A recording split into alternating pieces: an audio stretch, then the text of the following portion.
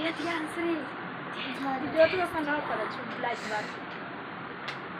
हाँ मैंने ये ना देखिए है ऐसे ભૂખ લાગી હતી તમને ए ना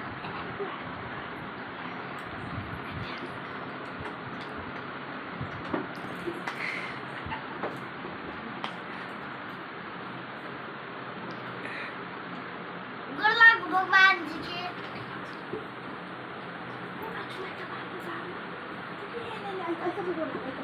मम्मी मम्मी दे અત્યારે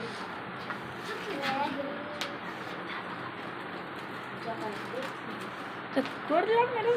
गोर लगता एक बार लगता क्या गोर लगी तो भगवान के रे अध्यास ये ध्यान हे यार अध्यास